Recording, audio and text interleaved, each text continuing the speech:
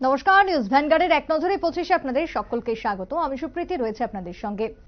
গোপন সংবাদের ভিত্তিতে পুলিশের হাতে ধরা পড়ল বিপুল পরিমাণে নেশা সামগ্রী, তার সঙ্গে দুই মাদক পাচারকারী ধরা পড়ল।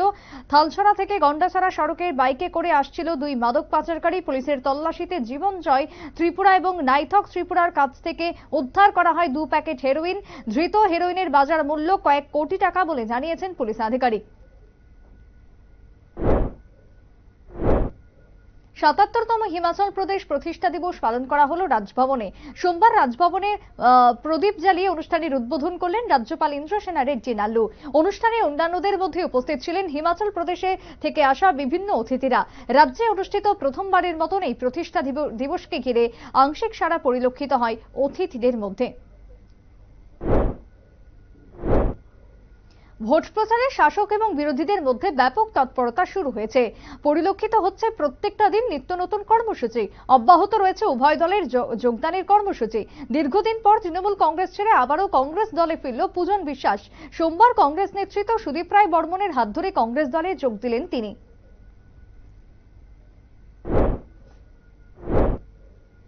দিন দুপুরে মরণ ফাঁদে পরিণত হচ্ছে উড়ালপুল। আবারও নেশাগ্রস্ত অবস্থায় স্কুটি চালাতে গিয়ে দুর্ঘটনার শিকার সমরজিৎ লস্কর নামের এক যুবক। ঘটনা বর্দোয়ালি উড়ালপুলের উপর। এদিকে আহত যুবককে আশঙ্কাজনক অবস্থায় নিয়ে যাওয়া হয় হাসপাতালে। প্রায় 50 দিন পরও চুরি যাওয়া সামগ্রী উদ্ধার করতে পারল এবার পূর্ব থানার পুলিশ। গত 20 ফেব্রুয়ারি ধলেশ্বর 18 নম্বর রোডের অমিত চক্রবর্তীর বাড়ি থেকে চুরি গিয়েছিল স্বর্ণ অলংকার এবং অন্যান্য গৃহ সামগ্রী। মামলা করা হয়েছিল পূর্ব আগরতলা থানায়। অবশেষে পুলিশের গোয়েন্দা শাখা এবং গোপন সূত্রের ভিত্তিতে রবিবার আটক হলো চুরিকাণ্ডে ধৃত 3 চোর। ধৃতদের কাছ থেকে উদ্ধার করতে সক্ষম হয়েছে চুরি যাওয়া স্বর্ণ অলংকার। সোমবার ধৃত 3 জনকে আদালতে পাঠিয়েছে পুলিশ। 26 এপ্রিল পূর্ব ত্রিপুরা লোকসভা আসনের ভোট। দ্বিতীয় পর্যায়ের ভোট গ্রহণকে সামনে রেখে জোর প্রস্তুতি চালাচ্ছে নির্বাচন কমিশন। সোমবার নির্বাচন কমিশনের উদ্যোগে ধর্মনগর বীরবিক্রম ইনস্টিটিউশনের হলঘরে অনুষ্ঠিত হলো ইভিএম এবং ভিভিপ্যাট পরীক্ষামূলক কাজ। 54, 55, 56 এবং 57 বিধানসভা কেন্দ্রের সমস্ত ইভিএম গুলো সেদিনই পরীক্ষা করে দেখা হয়। সমস্ত প্রক্রিয়ায় উপস্থিত ছিলেন নির্বাচনী দপ্তরের আধিকারিক সহ রাজনৈতিক দলের প্রতিনিধিরা। অষ্টম কিংবা নবম শতাব্দীতে অভিনব ভাস্কর্য পরিলক্ষিত হয় তীর্থক্ষেত্র ঊনকোটিতে। বর্তমানে ইউনেস্কোর বিশ্ব ঐতিহ্যবাহী পর্যটন মানচিত্রে স্থান করে নিয়েছে ঊনকোটি। নতুন বছরের শুরুতেই শৈবতীর্থ ঊনকোটিতে শুরু হলো ঐতিহ্যবাহী অশোকাষ্টমী মেলা। ঊনকোটি জেলা প্রশাসন এবং কৈলাসহর মহকুমা প্রশাসন তথ্য সংস্কৃতি দপ্তরের উদ্যোগে শুরু হয় মেলা। গৌরনগর চণ্ডীপুর ব্লকের উদ্যোগে সোমবার সন্ধ্যায় মেলার উদ্বোধন করেন কৈলাসহর মহকুমার অতিরিক্ত মহকুমা শাসক নবকুমার জমাতিয়া।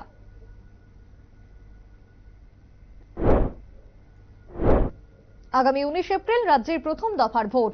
প্রথম দফার ভোটকে কেন্দ্র করে রাজ্যে ইতিমধ্যে ভোটের কাজে জরুরি সেবায় যারা নিয়োজিত রয়েছেন তাদের ভোট গ্রহণ প্রক্রিয়া শুরু হলো শিশু বিহার স্কুলে। প্রথম দিনে ভোট প্রক্রিয়ায় অংশ নিলেন 42 জন ভোটার, যাদের মধ্যে বেশিরভাগ ছিলেন সংবাদকর্মী। সমস্ত বিষয়ের তথ্য তুলে ধরলেন পশ্চিম ত্রিপুরা জেলার জেলাশাসক ডক্টর বিশাল কুমার। উচ্চ আদালতে আবেদন করেও মিলল না স্বস্তি। 28 এপ্রিল পর্যন্ত জেলেই থাকতে হচ্ছে দিল্লির মুখ্যমন্ত্রী অরবিন্দ কেজরিওয়ালকে। যদিও প্রথম দফার ভোট অনুষ্ঠিত হবে 19 এপ্রিল এবং দ্বিতীয় দফার ভোট শুরু হবে 26 এপ্রিল, যার কারণে 2 দফার ভোট পর্যন্ত জেলেই থাকছেন কেজরিওয়াল। সোমবার উচ্চ আদালতে মুখ্যমন্ত্রীর জামিন মঞ্জুর করেনি আদালত। আগামী 29 এপ্রিল তার পরবর্তী শুনানির তারিখ ইতিমধ্যেই ঘোষণা করা হয়েছে। এর ফলে কেজরিওয়াল সমর্থকদের মধ্যে তৈরি হয়েছে হতাশা।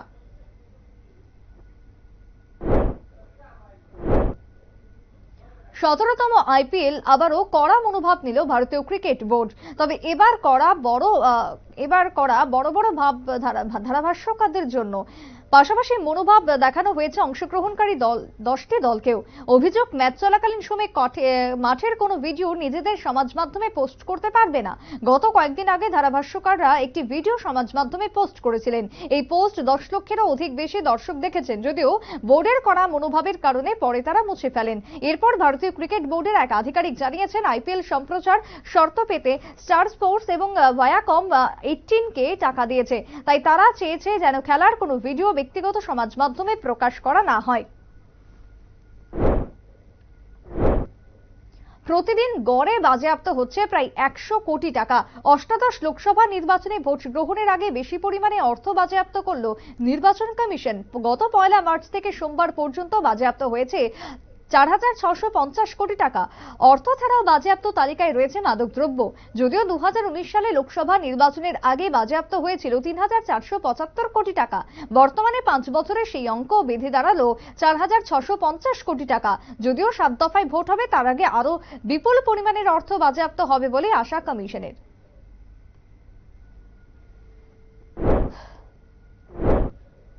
2047 সালে স্বাধীনতার 100 বছর পূর্ণ করবে ভারতবর্ষ। সেই স্বপ্ন নিয়ে বিকশিত ভারত নির্মাণের স্বপ্ন দেখছেন প্রধানমন্ত্রী নরেন্দ্র মোদী। নির্বাচনী ইস্তেহার প্রকাশের পরে নরেন্দ্র মোদীর আশ্বাস জনসাধারণকে, বড় পরিকল্পনা নিয়ে কাজ করছে তার সরকার। কোনো ক্ষতি নয়, গোটা দেশবাসীর সার্বিক উন্নয়নের লক্ষ্যেই পরিকল্পনা হাতে নিয়ে এগিয়ে চলেছে বিজেপি দল। তাই দলের স্বপ্নকে বাস্তবে পরিণত করার আশ্বাস দিলেন প্রধানমন্ত্রী। 2021 সালের 3রা সেপ্টেম্বর দশরথ দেব বাধারঘাট স্টেডিয়ামে ভিত্তিপ্রস্তর স্থাপন করা হয়েছিল অ্যাথলেটিক্স ট্র্যাকের। তৎকালীন ক্রীড়ামন্ত্রী ঘোষণা করেছিলেন 3 মাসের মধ্যে তৈরি হবে মাঠ। এরপর কেটে গেছে 3 বছর, এখনো শেষ হয়নি। রাজ্যবাসী এবং অ্যাথলেটদের স্বপ্ন এখন অনেকটাই ফিকে। তখন লোকসভা নির্বাচনে প্রচারে রাজ্যে এসে আইপিএল খেলার পরিকল্পনার কথা ঘোষণা করলেন কেন্দ্রীয় স্বরাষ্ট্রমন্ত্রী অমিত শাহ।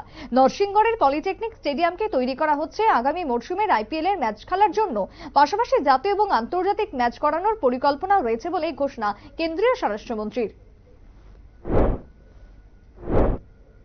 রাজনৈতিক দলগুলো নিজেদের প্রচারে গতি এনেছে রাজ্যে। অন্যদিকে ভোটকে অবাধ এবং শান্তিপূর্ণভাবে শেষ করার জন্য একাধিক পদক্ষেপ নিয়েছে মহকুমা শাসক তথা রিটার্নিং অফিসাররা। সাব্রুম মহকুমা শাসকের অফিসের সামনে ভোটের কাজে নিযুক্ত কর্মীদের নিয়ে বাইক র্যালির আয়োজন করা হয়।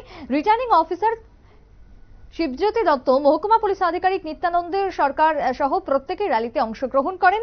মূলত ভোটারদের পবিত্র ভোট প্রদান এবং সুরক্ষিত করার জন্য মহকুমার তরফ থেকে এই বিশেষ আয়োজন।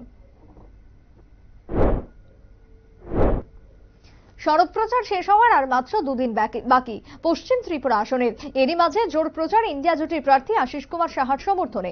সোমবার প্রার্থীর সমর্থনে উদয়পুর জামতলা সিপিএম পার্টি অফিসের সামনে থেকে এক প্রচার মিছিল সংঘটিত হয়। মিছিলে ইন্ডিয়া জোটের প্রার্থীকে বিপুল ভোটে জয়যুক্ত করার আহ্বান নেতৃত্বদের।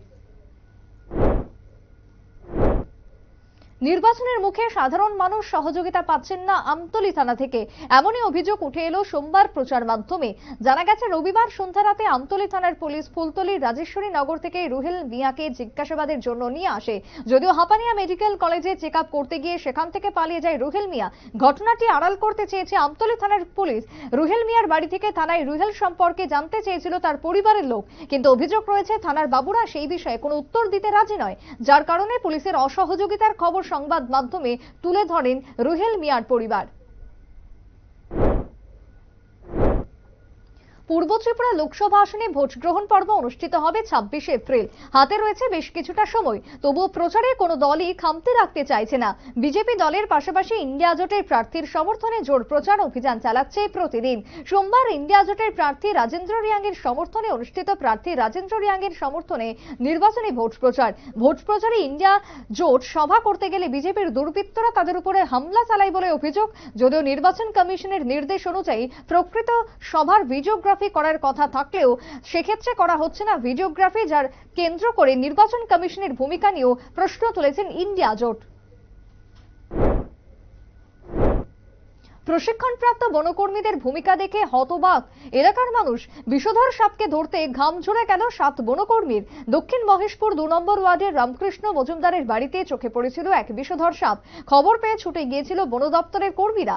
মাঝারি প্রকৃতির সাপকে ধরতে 4 ঘন্টা ধরে সময় লেগে যায় 7 প্রশিক্ষণরত বনকর্মীর। যদিও সাপ উদ্ধারের পর বনকর্মীরা জানিয়েছেন, ইঁদুর খাবার অভ্যেস থাকা এই সমস্ত সাপগুলো ওত পেতে বসে রয়েছে এখন।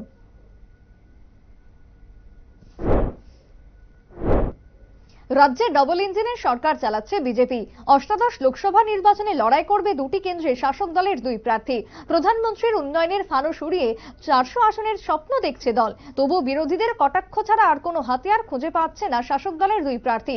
আবারও ভোট প্রচারে বেরিয়ে কংগ্রেস এবং সিপিএম এর ইন্ডিয়া জোটের বিরুদ্ধে তোপ দাগলেন পশ্চিম ত্রিপুরা আসনের প্রার্থী বিপ্লব দেব। সোমবার 22 সোনামুড়া মণ্ডলের উদ্যোগে আয়োজিত রোড শো এবং সমাবেশে এভাবেই বিরোধীদের উপরে ক্ষোভ প্রকাশ করেছেন বিপ্লব দেব। উৎসবমুখর মানুষ রবিবার প্রাণবন্ত হয়েছিল বছরের প্রথম দিনে। নববর্ষকে স্বাগত জানিয়েছেন মানুষ নানান অনুষ্ঠান উদযাপনের মধ্য দিয়ে। জেলা থেকে মহকুমা সর্বত্রই ব্যাপক আয়োজন। তবে প্রথমবারের মতো বর্ষবরণ অনুষ্ঠান উদযাপিত হলো বাইখোড়াতে। বাইখোড়া জগন্নাথ ওয়েলফেয়ার সোসাইটি এবং এলাকাবাসীর যৌথ উদ্যোগে অনুষ্ঠিত হলো বর্ষবরণের অনুষ্ঠান। কমিউনিস্ট হলে বাইখোড়া কমিউনিটি হলে অনুষ্ঠানে উপস্থিত ছিলেন বাইখোড়া ইসকন পরিচালিত জগন্নাথ জিও মন্দিরের প্রধান এবং তার পাশাপাশি অন্যান্যরা। অনুষ্ঠানকে ঘিরে এলাকার সংস্কৃতি প্রেমী মানুষের ব্যাপক উপস্থিতি লক্ষ্য করা যায়। একদিকে পূর্ব ত্রিপুরা আসনের শাসক দলের প্রার্থী এবং অন্যদিকে কেন্দ্রীয় নেতৃত্বদের প্রচার যখন জোর কদমে চলছে, ঠিক তার পাশাপাশি ইন্ডিয়া জোটের স্থানীয় নেতৃত্ব এবং প্রার্থীদের নিয়েও ভোট প্রচার অব্যাহত রয়েছে। সোমবার উদয়পুর জামতলা সিপিএম পার্টি অফিসের সামনে থেকে ইন্ডিয়া জোটের সমর্থনে অনুষ্ঠিত হলো মিছিল। কংগ্রেস প্রার্থী আশিস কুমার সাহার সমর্থনে মিছিলে অংশ নেন সিপিএম এর প্রাক্তন মন্ত্রী রতন ভৌমিক, জেলা কংগ্রেসের সভাপতি, সিপিএম মহকুমা সম্পাদক সহ অন্যান্যরা। মিছিল শেষে সমাবেশে প্রার্থী আশিস কুমার সাহা গণতন্ত্র বাঁচাতে কর্মসংস্থান এবং মহিলাদের আত্মনির্ভর হওয়ার প্রসঙ্গে বক্তব্য রাখেন। সমাজের সার্বিক কল্যাণে কাজ করে চলেছে শান্তির বাজার মহকুমার দেশবন্ধু ক্লাব। বিভিন্ন সামাজিক কর্মসূচির অঙ্গ হিসেবে প্রতি বছর ক্লাবের পক্ষ থেকে আয়োজন করা হয় দুর্গাপুজোর পাশাপাশি বাসন্তী পুজোর। সোমবার ছিল বাসন্তী পুজোর মহাসপ্তমী। পুজোকে ঘিরে অনুষ্ঠানের আয়োজন, পাশাপাশি একাধিক সামাজিক এবং সাংস্কৃতিক কর্মসূচির আয়োজন করেছে ক্লাব কর্তৃপক্ষ। নেশায় বিভোর 3 যুবকের অতর্কিত আক্রমণে গুরুতর আহত সৌরভ দাস নামের এক যুবক। পাইখোলা অঙ্গনওয়াড়ি সেন্টার মাঠে ক্রিকেট খেলছিল সৌরভ সহ আরো বেশ কয়েকজন। নববর্ষের দিন আচমকা আকাশ, সুজিত এবং অপর এক যুবক ক্রিকেটের স্টাম্প নিয়ে অতর্কিত হামলা চালায় সৌরভের উপর। গুরুতর সৌরভকে ভর্তি করা হয় হাসপাতালে। বর্তমানে জীবিত তার চিকিৎসাধীন রয়েছেন তিনি। সড়ক দুর্ঘটনা আর চুরি নিত্যদিনের কারণ হয়ে দাঁড়িয়েছে এই রাজ্যে। প্রতিনিয়ত ঘটে চলেছে সমস্ত ঘটনা। উদাসীন রয়েছে পুলিশ প্রশাসন। কিছুতেই ঠেকানো যাচ্ছে না চুরি এবং দুর্ঘটনা। নববর্ষের প্রথম দিন বিদ্যালয়ে গিয়ে ছাত্রছাত্রী সহ শিক্ষকরা দেখল স্কুলের শিক্ষা সামগ্রী চুরি হয়েছে। তেলিয়ামুড়া ইংরেজি মাধ্যম দ্বাদশ শ্রেণী বিদ্যালয়ে সোমবার ছাত্রছাত্রীরা গিয়ে দেখে শ্রেণীকক্ষের এবং গেটের তালা ভাঙা। বিজ্ঞান বিভাগের ল্যাবরেটরি রুমেও একই অবস্থা। চোরের দল হাতিয়ে নিয়েছে কম্পিউটার সহ অন্যান্য শিক্ষা সামগ্রী। পুলিশ তদন্ত শুরু করলেও এখনো পর্যন্ত ক্ষতির পরিমাণ জানা যায়নি। 2018 থেকে 2024 6 বছরে শুধু মিলেছে নেতা মন্ত্রীদের প্রতিশ্রুতি আর আশ্বাস। আর অন্যদিকে ইঞ্জিনিয়ারদের পরিদর্শন লক্ষ্য করেছে এলাকাবাসী। বাস্তবে কিছুই হয়নি হেজামারা আরজি ব্লকের অধীন তুইসামুংখ্রি এডিসি ভিলেজে রয়েছে দুটি পাড়া, গজপাড়া এবং মঙ্গল সর্দার পাড়া। দুটি পাড়া মিলিয়ে রয়েছে 250 পরিবারের বসবাস। বিগত 10 বছর ধরে দুটি পাড়ার জনগণ 3টি সমস্যায় জর্জরিত: পানীয় জল, বিদ্যুৎ এবং রাস্তাঘাট। বাম আমলেও একইভাবে সমস্যার সমাধান হয়নি এবং বর্তমানেও সেই সমস্যা পড়ে রয়েছে অচিরেই। সমাধানের কোনো উদ্যোগ নেই, তাই প্রশাসনের কাছে দাবি অনতিবিলম্বে এই সমস্যাগুলি সমাধান করার জন্য। এখনকার মতো এক নজরে 25 এই পর্যন্তই। পরবর্তী নিউজ আপডেট এবং টকশো দেখার জন্য চোখ রাখবেন শুধুমাত্র নিউজ ভ্যানগাড়ির পর্দায়। নমস্কার।